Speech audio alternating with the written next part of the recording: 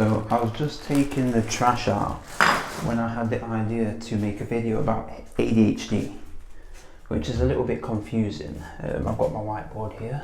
Let me set up shop.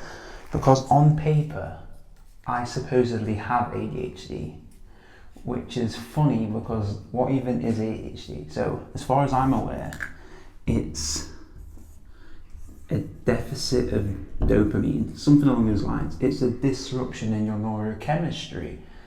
So how does that manifest? That manifests in being vulnerable to addictions. Is one example because, you know, we seek thrill, we seek dopamine more than others because people have a balanced amount of dopamine, which is a pleasure hormone. It motivates you to take action towards things. And when you have a lack of that in your brain, long story short, you can kind of feel like you're not in control of your body because your body is usually seeking easy ways to get this. This is why people who have ADHD are more susceptible to addictions and to events and things that elicit high amounts of this. This can lead to impulsivity and feeling like you're not in control of your life. You're probably wondering, why am I even talking about ADHD on an entrepreneurial channel? Because I feel like it's important, and there's this notion that's going around where people with ADHD, they said they thrive better in business, which may be the case, and I feel like it might be in my situation because I am a red personality type, which is somebody who's driven and motivated and has a lot of energy and willpower.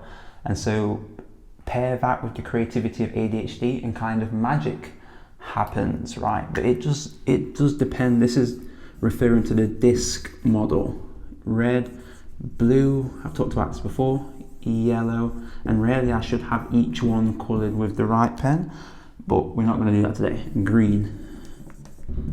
Green is normal people, most people, right? Yellow is the socialites, the people who talk non-stop.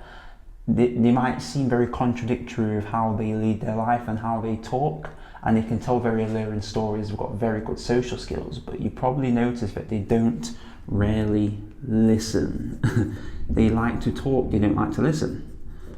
Blue personality type, the people who are very quiet by nature, very serious, very earnest, but are very meticulous in what they do and their output. These are the software engineers, usually people in fields like that, engineering, software engineers, scientists. And red, these are your CEOs, people who are quite intolerable, quite fiery, quite short-tempered. They want everything done quickly and efficiently, and they feel like they're God's gift to earth, which may or may not be true. Yeah, my whiteboard still doesn't work too great. What is my experience with ADHD? So what happens is, in my life, I have these kind of, we could call them boom and bust cycles, where sometimes I'm feeling really good and my output is amazing, I feel in control, life is going my way. Other times, I don't feel good. Because I very much go by feelings when it comes to how I maneuver my life. So sometimes, the times when I'm not feeling good, nothing seems to go right, like I don't feel in control of my body. I feel like something else is leading my body. I feel like I don't have the motivation, I don't have the feelings to do what I know I need to do. And that can affect my self-esteem very quickly. These cycles, like I said, sometimes like I'm on top of the world sometimes, and other times I'm not. And I pared this down to ADHD. And what I'm saying is, this led me to go and start looking into ADHD because I thought there was a problem on these lower sides of how I'm feeling. So I went down this loophole of getting a private diagnosis, which I do not have an opinion on. But long story short, I got a private diagnosis, which is a process. I paid around £1,000, I think it was a while ago now, like 2 years, to have a guy Zoom call me, something like that, Zoom call, like some video call, for 15 minutes whilst he asks me questions, obviously like the ADHD assessment questions. And essentially, because I wanted the diagnosis, I kind of milked my answers so he would give me the diagnosis. And it's like, I remember at the end of this video call, he literally says, so he's like, so yeah, I think you do have ADHD. I think you do have ADHD. This is a guy who's meant to have all the qualifications when it comes to diagnosing people. He's won awards for his diagnoses. He's apparently been doing this for over 30 years. And just the sheer uncertainty in his voice when he diagnosed me with this condition led me to a conclusion that it's just something you can milk. And I guess it's something that parents use on children to reap benefits from it. That's me getting a little bit conspiratorial, so I'm going to leave it there. And the costs didn't end there, because I actually had to spend, I think, £40 for some leaflet to be able to get the ADHD supplements, because all of this was so I could get Ritalin, because I thought that would be the cure-all of my life and I'd be able to lead my life forward, no longer having these boomable cycles and always just being on the upswing of things. So I had to pay like £40 for an assessment, and then I also had to pay around, I think it's £50-60 just for a 3-month serving of Ritalin, which is crazy. This is just 5 milligrams of Ritalin, and yet if you was to go off market and just get them from some random guy, you could probably get them for way less than that. Anyway, that's not what I'm here to promote. I'm just saying, let me fast forward a little bit. I got Ritalin, and essentially how it does feel 5 milligrams, that is, it is like a more concentrated version of caffeine. It is what you expect it to be in a sense. You have this, because if you notice how dopamine feels, anything that elicits a feeling of high dopamine, you notice it gives you the same kind of brain stimulation, which is this like activation in your brain, what allows you to just focus. It feels good, and it kind of just, it feels so consuming. It's like, oh, like you kind of just, whoa, okay, I'm not going to mess around, like I'm just going to focus on what it is I need to do. Like what caffeine feels like, right? That caffeine buzz is just dopamine buzz. And so that's what Ritalin is like, but a little bit more intense, a little bit more clean. It's like a cleaner focus. It's not so much caffeine where it's like, I think I know what I'm saying. I think that makes sense to you who's listening to this. Anyway, what I'm trying to say is that feeling didn't last very long. I think that the effects of Ritalin wore off within like a week or two, and that led me to doubling my dosages, and it just wasn't really consistent. I know with ADHD medication you're supposed to experiment and go through different medications and stuff like that, but it's just not how I do things. And so because all of this is going to lead to excess costs, like hundreds more being invested to find the right solution.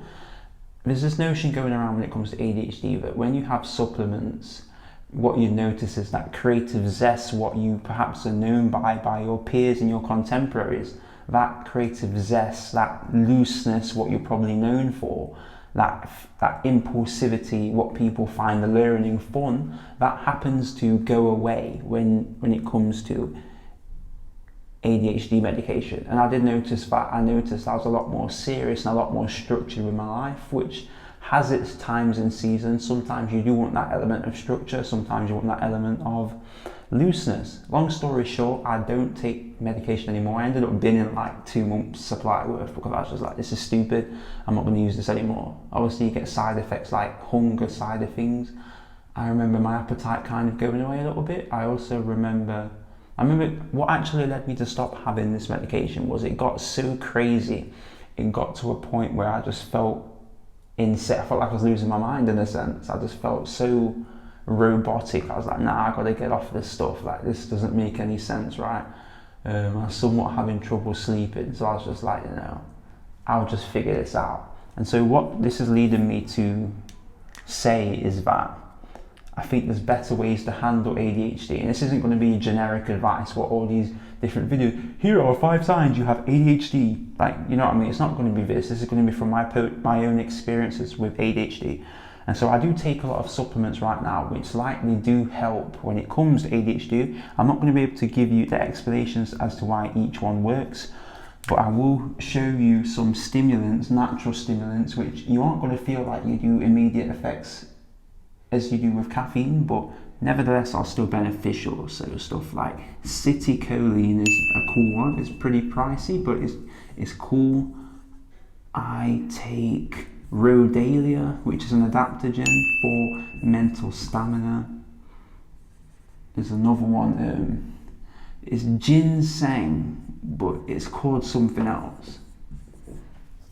I'm going to put it up somewhere, but it's ginseng, but that's not the actual term that it's called. I take like more scientific ones like LPEA. I take no flush niacin.